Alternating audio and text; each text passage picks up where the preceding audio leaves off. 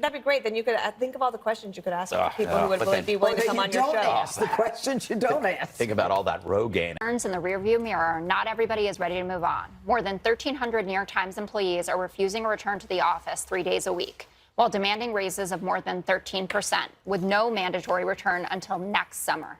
The workers also expressing their distaste after the Times gave employees branded lunchboxes this week as a return to office perk. And elite college campuses across the country, like NYU and Georgetown, still have some form of an indoor mask mandate in place. Dana, I heard a little chuckle there. Was that at the lunch boxes? Yeah, the lunchbox. I think that if I was at the New York Times and they sent me a lunchbox, I'd be like, okay, well, guys, you're not really getting the point. They had over 1,000 employees writing comments basically saying inflation is killing them. Like, oh, well, you could put that on the front page. Yes, but they don't. That might be something. Like, they're really saying. I think that inflation obviously is taking a bite. Also, I believe that commutes are an issue. Yeah. Our infrastructure is not kept up. People are realizing, well, wait, if I can be home and get there in time for the Little League game and I'm doing my job just fine, why do I have to be in the office? Now, I'm actually a proponent of being in the office. I think there's a lot of benefit to it, but I understand where these people are coming from.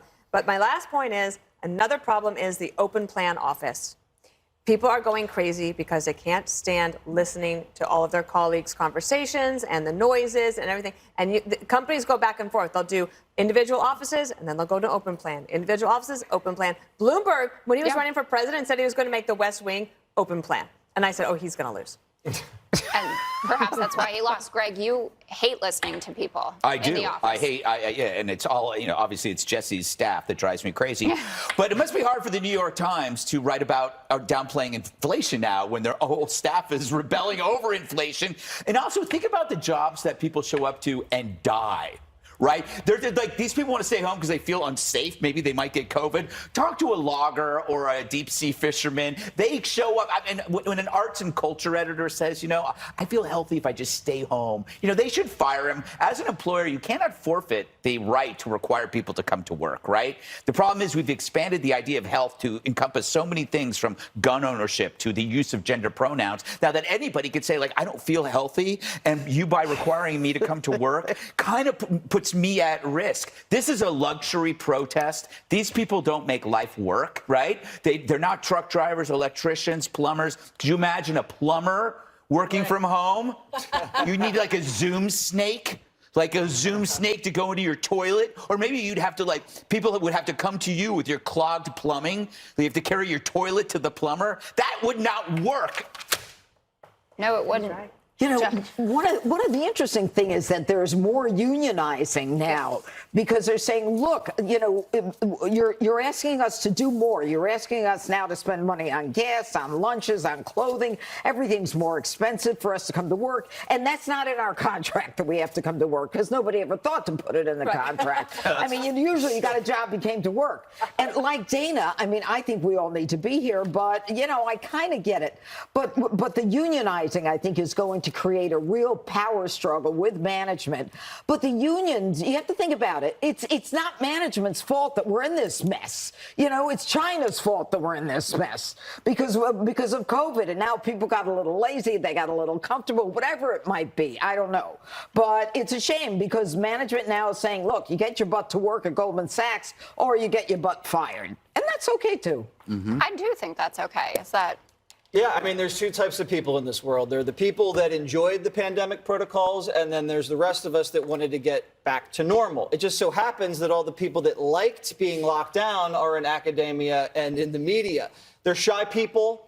They enjoy submitting to the government, and they like self-righteously judging other people who don't submit to the government. So that whole concept of being home alone felt comfortable for them, because it's a big, scary world for a lot of these introverts, and they're trying to lock in this permanent mole mentality, and the rest of us are looking at them like a bunch of weirdos. You need a lunchbox to show up to work? Come on. To spend a day in your mind would be interesting. The media took this soft approach to covering the grid issues, blaming the incredible heat and glancing over Governor Gavin Newsom's role in pushing green energy. My, how that has changed from last year, when Texas suffered widespread power outages after a winter storm. You see, that was all Governor Abbott's fault.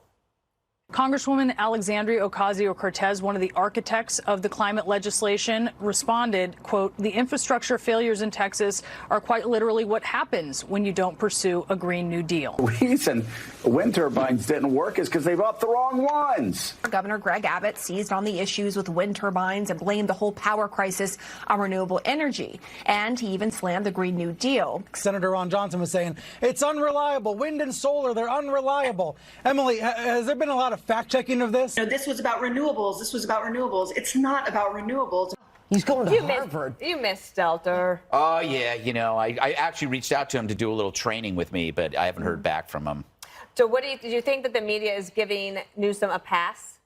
Absolutely. It's another example of the media manipulation of the spigots of news. If it's bad news, they turn it off. If it's good news, they turn it off. And this goes back to their central thesis, which is the two sides are not equal, right? You think that it's generally left and right, but they look at it as left and right. So that from a moral structure, it's the left that is superior to the right. So it's more of a battle over good versus evil, which enables them to lie. Did you see what Charlie Crist said? Charlie Crist referred to DeSantis as Satan. I saw that. Did you see that? So it's that somehow it's worse that you can be anti-Christ if you're anti-Christ. Yeah. It's like, okay, so you can't. It worked, I think. You can't refer to someone. He's gone to Satan. He's gone to Satan. That's his decision. Okay. Green energy can be part of the mix, but it can't be the only thing you rely on. Right, Jesse. it was part of the mix in Texas. What I remember is the ice iced out the wind turbines. That's right. They froze them shut because they didn't spend an extra gazillion dollars on the de-icing program of the turbines because no one ever thought it would be minus 20 in Texas. Now, in California, everybody knows it's hot in the summer.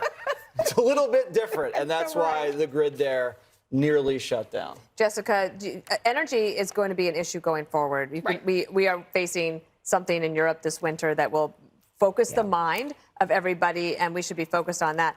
Again, green energy playing a role. It's decent to have it as a part of the mix, but you cannot rely on it. Well, and Texas has been also part of a large green energy success story. Everyone loves to point to the number of windmills or wind turbines that they have going, even though I guess Donald Trump thought they caused cancer or something. But the real problem, didn't he say that? I don't think so. I don't remember that. All right. Anyway, what I remember from the media coverage was that people were mocking Ted Cruz, and rightfully so, for packing a little bag and going to Cancun and leaving his dog behind on top of it. So Gavin Newsom, I get it. He gave a press conference and he was wearing a fleece, and that was something really embarrassing or whatever. But it was really about Ted Cruz, I think, abandoning the state more than it was criticizing the management. Okay, I'm not going to make this political. I'm going to talk about energy. The thing that's making me crazy is that Buttigieg is now interested in the California ban on new gas cars and making it national. So, guys, if California, and for some reason Virginia was connected to it, on the ban on developing new gas cars, apparently Buttigieg out it for us nationally. Isn't that wonderful? Yeah, a lot of several state legislatures across the country decided to tie their future to California. So what California does, they will automatically do as well. Right. Governor Youngkin trying to pull that back. We'll see if he can do that. Yeah. Fact check, you are correct. Oh, 2019. thank you. Donald Trump said that they decreased property values, true, and the noise they emit could cause cancer. Some say. Could cause. He said some say. Catched it. He said some say about everything. Yes, that's the genius. I can't. Thank you, though. Fox and Friends. He's also that has the fives. Namesake. Is charcuterie, pronounce that correctly for us? Charcuterie. Charcuterie. Right. It's charcuterie. Oh, we couldn't use the word the five, so we call it the 5 o'clock charcuterie board because, my wife and I were talking about what Fox personnel we would like to include because Dana's been in, the judge has been in, and now you guys are all in it. What could you guys do? And at our house, 5 o'clock is happy hour. So, people, early. all of America's hitting the sauce. And that's why they love you, because most of America's half in the bag right now.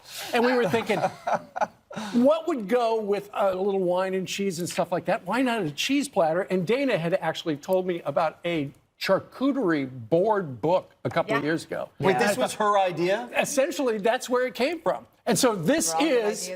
So I talked to everybody here. I polled the audience. I figured out what you all would like on a charcuterie board, and here it is. What was your choice, Jesse? If I could recall correctly, what do we have here, Steve? You chose manchego. Manchego cheese. And you chose some pate. chicken liver pate. Okay, right. And we have some sopressata. Am I pronouncing that correctly? Suprasad. Suprasad.